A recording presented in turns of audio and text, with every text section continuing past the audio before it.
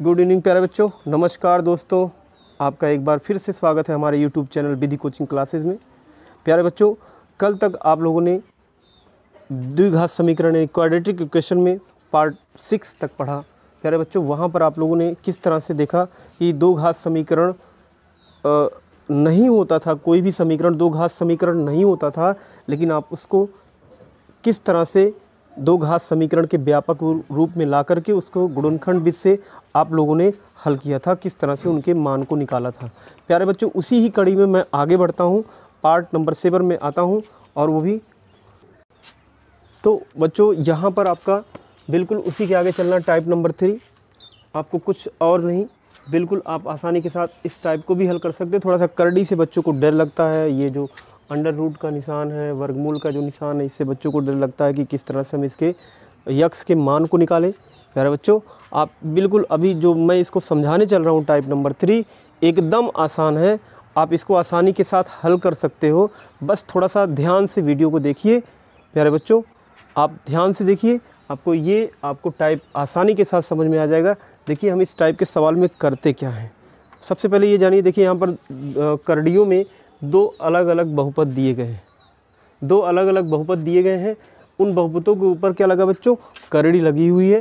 बहुपदों के ऊपर करड़ी लगी हुई है, प्लस ई एक अचर पद और भी लगा है, बराबर 0 करके लगे हैं। इस तरह के सवालों में बस एक सिद्धांत हमेशा बना लीजिए कि जितनी करड़ियाँ होती हैं उतनी बार आपको वर्ग करना पड़ेगा, क्योंकि वर्गमूल तो निकाल नहीं पाओगे बच्चों, लेकिन आप वर्गमूल को हटा सकते हो। आप यहाँ पर वर्गमूल को निकाल तो पाओगे नहीं, इसलिए वर्गमूल को हटाओगे कैसे? दोनों पक्षों का वर्ग करके। प्यारे बच्चों, आप क्या करिएगा, इस टाइप के सवाल में आप एक किसी करड़ी को अकेले करिएगा, बाकी और सबको एक तरफ भेज दीजिएगा। कहने का मतलब आप क्या करिएगा, जैसे यहाँ पर पहली करड़ी को बाएं साइड में ही रहने दीजिए, बाकी अचर पद को और दूसरी करड़ी को दूसरे पक्ष में भेज दीजिए। इसके बाद एक बार वर्ग कर दीजिए। आप देखोगे जब पहली बार वर्ग करोगे बच्चों तो एक करड़ी हट जाएगी। इसके बाद आप फिर पक्षांतर करिए, जिसमें करड़ी वाला मान हो उसको फिर अकेले करिए और फिर वर्ग कर दीजिए। अंत में आपकी सारी करड़ियाँ यहाँ की हट जाएंगी और आप आसानी के साथ दो घात समीकरण बना करके इनको हल करोगे। प्यारे बच्चों, इसके यक्स के जो मूल होंगे वो आ जाएंगे और आपका सवाल भी आसानी से हल हो जाएगा। प्यारे बच्चों, मैं इसको थोड़ा सा बता दूं कि जैसे हमने बोला कि इसमें किसी एक करड़ी को इस टाइप के सवाल में जिसमें दो करड़ियाँ होंगी, क्योंकि मैं अगले टाइप में जब पढ़ाऊँगा उसमें आप 3 करड़ियाँ मिलेंगी। अब 3 करड़ियों में भी यही सिस्टम होता है कि आपका चाहे 2 करड़ी लगा हो बहुपद पर और चाहे 3 करड़ी लगा हो बहुपद पर, आपको वर्ग 2 बार ही करना होता है। लेकिन अभी सबसे पहले आप जिन समीकरणों में अलग अलग बहुपदों में 2 करड़ियाँ लगी हों और उन करड़ियों को हटा करके आपको यक्स का मान निकालना होगा। कैसे निकालोगे, आइए देखते हैं वीडियो में आगे। ये देखिए इस तरह से ये दिया गया है, ये अचर पद है। प्यारे बच्चों, आप इसको क्या करोगे, ax + b इक्वल टू, आप इधर भेज दो, ये माइनस हो जाएगा, इधर जाएगा, और ई भी इधर आएगा तो माइनस हो जाएगा, तो माइनस ई हो जाएगा प्यारे बच्चों, और ये -√cx + d हो जाएगा। ये आपका बन गया। आप इतना कर सकते हो कि माइनस यहाँ पे कॉमन ले सकते हो। अब आप देखिए e + √cx + d हो जाएगा प्यारे बच्चों, और अंडर रूट यहाँ पर क्या हो जाएगा, ax + b हो जाएगा। आप देख सकते हैं अब यहाँ पर ये आपका एक अलग समीकरण बन गया है, तो वही, लेकिन आपने क्या किया, एक करड़ी को अकेले कर दिया। पहला टारगेट आपका यही होना भी चाहिए कि जिस बहुपद, चाहे जितने बहुपदों में करड़ियाँ लगी हो, आप हमेशा एक प्रयास करिएगा, एक करड़ी को अकेले करिएगा, जिससे वर्ग करने पर कम से कम एक करड़ी की घात तो हट जाए। आप बच्चों इस टाइप के सवाल को ये इस तरह लगाओगे तो आसानी से आएगा। अब कुछ बच्चे सोच रहे होंगे कि सर अगर मैं डायरेक्ट वर्ग कर दूँ तो, अगर अचर पद को एक किनारे करके डायरेक्ट वर्ग कर दूँ तो आएगा कि नहीं आएगा? आएगा। लेकिन मैंने बोला ना, ये टाइप है, टाइप का मतलब एक समझ लो ट्रिक है कि इस तरह के सवाल को आप बहुत कठिनाई से मत लगाओ। अगर आप ट्रिक से लगाओगे तो वो आसानी के साथ सवाल आ जाएगा, तो आप कठिन से क्यों लगाओ? स्पीड, क्योंकि एग्ज़ाम में बच्चों आपकी स्पीड मायने रखती है। ये नहीं होता कि आप 1 घंटे में एक सवाल लगा लो तो आप खुश हो जाओ कि मैंने सवाल लगा लिया, नहीं। वहाँ पर हर क्वेश्चन अटेम्प्ट करना होता है प्यारे बच्चों। अगर अच्छा नंबर लेके आना है उसके लिए आपको क्या करना होता है, अपनी स्पीड सही करनी होती है। चलिए आइए देखिए क्या करते हैं ये। इसके बाद क्या करेंगे, हम दोनों पक्षों का वर्ग करेंगे। तुरंत यहाँ की करड़ी हटेगी, लेकिन यहाँ पर करड़ी मत हटाइएगा क्योंकि a + b का होल स्क्वायर का फार्मूला लगेगा और करड़ी बनी रहेगी।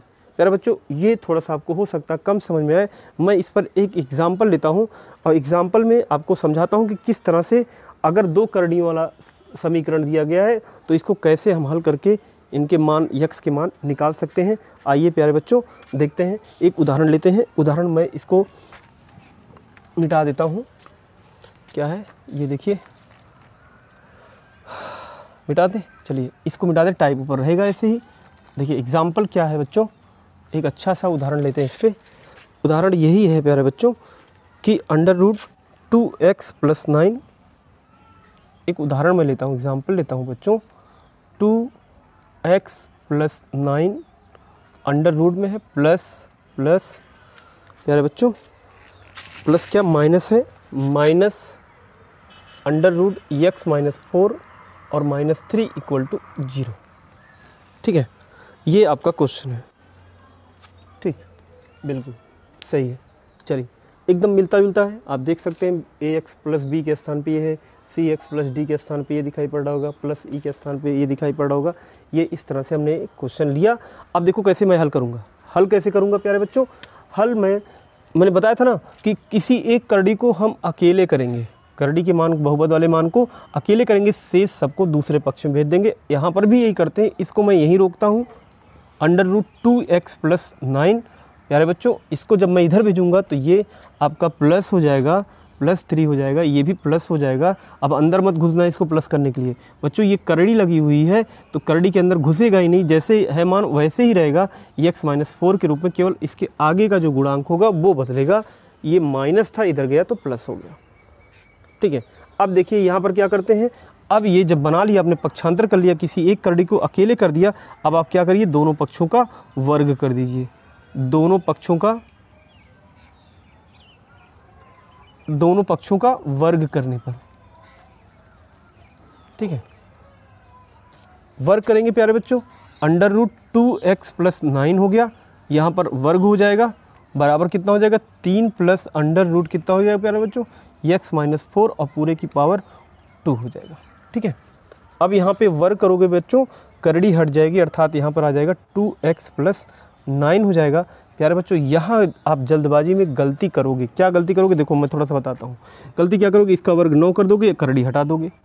इसका वर्ग 9 करोगे और इसकी करड़ी क्या करोगे, हटा दोगे, कहोगे सर वर्ग कर रहे हो तो करड़ी हट जाएगा, -4। अब बस यही उत्तर लिख दोगे। यहाँ पर इतने तक सॉल्व करोगे, बिल्कुल गलत हो जाएगा। ये इतने तक अगर हल किए गलत, क्योंकि आपको यहाँ पर ध्यान देने की ज़रूरत है कि आपको a + b का होल स्क्वायर का फार्मूला लगाना है प्यारे बच्चों।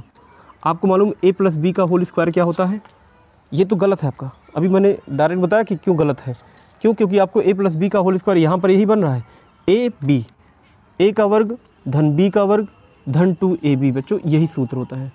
तो आप इसको ध्यान रखिएगा, कभी भी अगर इस तरह का सवाल वर्ग के रूप में कर रहा है तो आप ऐसे करोगे।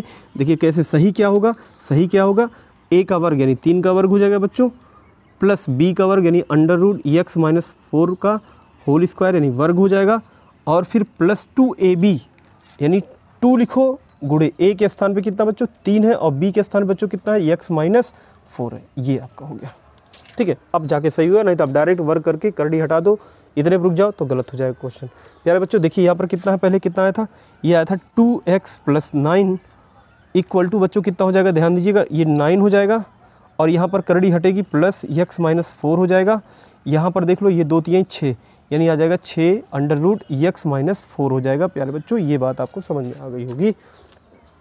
अब क्या करते हैं, ये 2x + 9 है प्यारे बच्चों, यहाँ पर क्या बचा है, x बचा है, ये 9 में से 5 घट जाएगा क्योंकि एक प्लस है दूसरा माइनस। अब 6 को मत छेड़िएगा क्योंकि 6 किसका गुणांक है बच्चों, अब देखिए 6 इस करड़ी का गुणांक है, ये नहीं कि 6 4 10 कर दो या 6 में से 4 घटा दो, ये कुछ मत करिएगा, ये इसका गुणांक है, ये ऐसे पड़ा रहेगा जहाँ पे वैसे। अब क्या करो, अब इसको देखो, ये आपका अचर पद है, ये भी अचर पद है, एक प्लस से दूसरा माइनस से घट जाएगा और x पहले लिख दीजिए क्योंकि प्लस के रूप में यहाँ पर x बना रहेगा, और ये प्लस ये माइनस घट गया, प्लस 5 हो जाएगा, इक्वल टू प्लस कितना हो जाएगा 6 √x - 4 बेटा ऐसे रहेगा। अब आप इनको पक्षांतर करके इधर लेके आइए। जब इनको इधर लेके आओगे, क्योंकि अगला टारगेट ये फिर हो गया आपको, इतना हल करने के बाद अगला टारगेट फिर यही हो गया कि एक करड़ी अभी हट नहीं पाई है, एक करड़ी हट नहीं पाई है। इसलिए आप एक करड़ी को हटाओगे कैसे प्यारे बच्चों? इसके लिए आपको क्या करना पड़ेगा कि आपको इस करड़ी को अकेले करना पड़ेगा। इसके अलावा जितने भी पद वाले मान होंगे सबको दूसरे पक्ष में भेज देना पड़ेगा। यहाँ पर आप इसको भेज दो इधर, 2x + 9 और -x हो जाएगा, और -5 इक्वल टू बच्चों कितना हो जाएगा? 6√x - 4 हो जाएगा प्यारे बच्चों। इतनी बात आपको समझ में आ गई होगी, क्योंकि ये इधर आएगा प्लस है, इधर आएगा माइनस, ये भी माइनस हो जाएगा। अब आप 2x में से 1x घटाओगे बच्चों, कितना आ जाएगा? x आ जाएगा। 9 में से 5 घटाओगे -4 आ जाएगा, और बच्चों यहाँ पर हो जाएगा 6√x - 4। ये आपका यहाँ तक आ गया प्यारे बच्चों। अभी करड़ी हट नहीं रही है, देख लीजिए। अब आप बताओ, अब आगे खुद समझदार हो आप। करड़ी अगर हटाना है, एक पद इधर भी है, एक पद इधर भी है, एक पद ही माना जाएगा क्योंकि इंटू ग्रुप में है। प्लस होता 2 पद माने जाते हैं, तब आप अकेले करते इसको, लेकिन यहाँ पर इंटू इसलिए क्या होगा? एक पद माना जाएगा। अब फिर आप दोनों पक्षों का पुनः लिखोगे, पुनः दोनों पक्षों का वर्ग, दोनों पक्षों का वर्ग करने पर, दोनों पक्षों का वर्ग करने पर फिर आप वही करोगे। आप देखिए दोनों पक्षों का वर्ग करोगे प्यारे बच्चों, मैं ऊपर मिटा दे रहा हूँ, ये देखिए, पुनः वर्ग करोगे,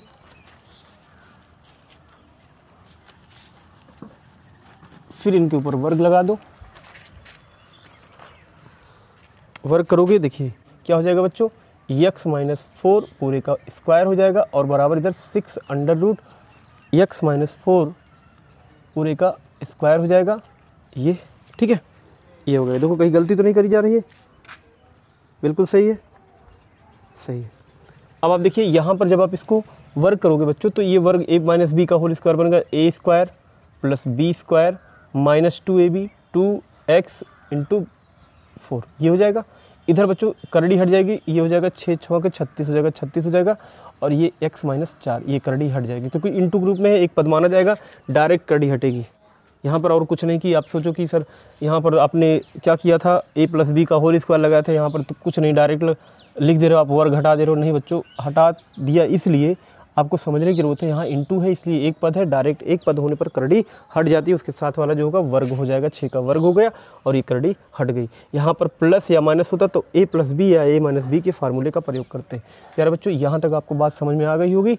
अब आप यहाँ पर इसको हल करिए, x² प्लस ये 16 हो जाएगा, और ये -8x हो जाएगा, और ये बच्चों कितना हो जाएगा? 36x हो जाएगा, 36x माइनस, आप इसको गुणा करोगे, इसको गुणा करोगे कितना हो जाएगा? 36 चौका बच्चों 144 यानी 144 हो जाएगा। ठीक है, ये हो जाएगा। अब आप एक काम करो, पक्षांतर कर लो, ये हो जाएगा x², ये देखो आपका यहाँ पर -8x लिखो, ये इधर जाएगा माइनस हो जाएगा बच्चों, 36 हो जाएगा x, और ये देखो प्लस 16 है, और माइनस इधर आएगा प्लस हो जाएगा 144, ये इक्वल टू कितना हो जाएगा बच्चों? 0 हो जाएगा। अब आप इनको सॉल्व कर लो, तो ये बच्चों कितना हो जाएगा? देख लो, x², क्लियर, और ये कितना हो जाएगा? ये जुड़ जाएगा बच्चों, कितना हो जाएगा? 36 और 8 कितने हो जाएंगे? 44 हो जाएंगे, -44 x हो जाएगा, और प्लस ये आप जोड़ोगे कितना हो गया? 6 4 10 के 0, 4 1 5 और 1 6, ये 160 इक्वल टू कितना हो जाएगा बच्चों? 0 हो जाएगा। यहाँ तक बात मुझे लगता है आपको समझ में आ गई। अब एक बात ये भी हो गया, देख लो, ये आपका किस रूप में हो गया? दो घात समीकरण के व्यापक रूप में आ गया कि नहीं प्यारे बच्चों? दो घात समीकरण के व्यापक रूप में आ गया। अब इसका गुणनखंड की विधि से आप इनको आसानी के साथ गुणनखंड करके x के दोनों मान निकाल लीजिए। ये दो घात समीकरण है। कैसे करोगे? हमने बोला था बच्चों कि जब कभी भी गुणनखंड करना हो, जैसे मैं इसको यहाँ पर लिख देता हूँ, x² - 44x + 160 इक्वल टू 0। अब इसको अलग से मैंने बोला था बच्चों कि अगर आप कभी भी गुणनखंड करना चाहो किसी भी दो घात बहुपद का, तो आप क्या करोगे? अचर पद कितना? प्लस 160 है, और कितना है बच्चों? x² गुणा कितना? 1 है, प्लस 1 है, आप गुणा करोगे, प्लस प्लस गुणा प्लस, 160 का गुणा 1 में करोगे 160 आ जाएगा, प्लस 160 आ जाएगा। अब 160 का ऐसा दो खंड करोगे प्यारे बच्चों, इसके दो फैक्टर ऐसे करो कि जोड़ने पर 44 आ जाए। तो मुझे लगता है आप लोग सोच लिए होंगे, 160 का ऐसा दो खंड करो कि जोड़ने पे 44 आ जाए और गुणा करने पर 160 आ जाए तो बच्चों क्या होगा 4 होगा। 40 और 4, क्योंकि 4 चौका 16 और जोड़ोगे बच्चों कितना आएगा 44 ही आएगा। इस तरह से इसका गुणनखंड करोगे बच्चों एक्स स्क्वायर माइनस में डायरेक्ट कर देता हूँ 40x और माइनस 4x और प्लस बच्चों 160 इक्वल टू कितना हो जाएगा 0। कामन क्या है बच्चों x माइनस 40 हो जाएगा और यहाँ पर माइनस 4 कामन है। x देखो माइनस 4 से भाग करोगे ये प्लस हो जाएगा x और ये माइनस 4 से भाग करोगे माइनस 40 हो जाएगा, बराबर कितना हो जाएगा बच्चों 0 के। अब आप देखिए गुणनखंड हो गया x माइनस कितना हो गया 40 हो गया और यहाँ पर x माइनस 4 हो गया प्यारे बच्चों। अब आप देखिए गुणनखंड तो हो गया, अब आप बारी बारी इस तुलना 0 से कर दो, x के दोनों मान आ जाएंगे यानी मूल आ जाएंगे, रूट आ जाएंगे बच्चों। कैसे लिखेंगे जब x माइनस 40 इक्वल टू कितना बच्चों 0, तो x बराबर कितना हो जाएगा, पक्षांतर कर दो, x बराबर कितना आ जाएगा 40 आ जाएगा। इसका पहला मान आ गया। दूसरा मान देख लो, दूसरे गुणनखंड की तुलना 0 से करो। जब x माइनस 4 इक्वल टू 0 प्यारे बच्चों तो x बराबर कितना हो जाएगा 4 हो जाएगा। x का दूसरा मान हो गया। इस तरह से ये आपका दो घात समीकरण देख लीजिए। देखने में पहले कठिन लग रहा था, ये आपका क्वेश्चन था बच्चों। इसमें क्या था, क्वेश्चन क्या था कि आपको इसको हल करना है, x के मान निकालने हैं, ये क्वेश्चन था आपका, ये क्वेश्चन था। इसमें यही था कि आप हल करके x के मान निकालो और किस तरह से मान निकाला गया आप देखिए। 2 बार वर्क करने की ज़रूरत पड़ी है और किस तरह से आपने इसको x के 2 मान निकाल लिए। पहला मान बच्चों 40 आ गया, दूसरा मान कितना हो गया 4 हो गया। इस तरह से इसके 2 मूल आ गए। आप यही आंसर लिख सकते हो कि दिए गए समीकरण का मूल 40 और 4 होगा और ये आपके आंसर भी होंगे। प्यारे बच्चों मुझे लगता है आपको बात समझ में आ गई होगी। आप इस पर और क्वेश्चन अभ्यास करिएगा। और यदि देखो इस हफ्ते में जो टाइप मैंने पढ़ाया, type number 1, type number 2, type number 3 तक मैं पहुंच गया हूं। प्यारे बच्चों यदि आपको आज क्वेश्चन घर पे लगाइए, टाइप नंबर 3 तक जो भी क्वेश्चन आपको नहीं आता है आप व्हाट्सएप के माध्यम से, आप व्हाट्सएप क्योंकि मैंने आपको मोबाइल नंबर भी दिया है, स्क्रीन पे आता होगा, आप व्हाट्सएप नंबर पर आप कमेंट करके भेज सकते हो कि सर मुझे ये क्वेश्चन इस टाइप, तीनों टाइपों में से जिस तरह के क्वेश्चन आपको नहीं आ रहे हैं प्यारे बच्चों, आप क्वेश्चन करिए। मैं आपको एकदम पूरी तरह से क्वेश्चन को बताऊंगा। कल आपका क्वेश्चन ही बताया जाएगा, इसलिए आप तीनों टाइपों में देखिएगा। जो सवाल आपको नहीं आ रहे हैं आप पूछिएगा कमेंट के माध्यम से। कल मैं आपको वही सॉल्व कराऊंगा एक एक करके।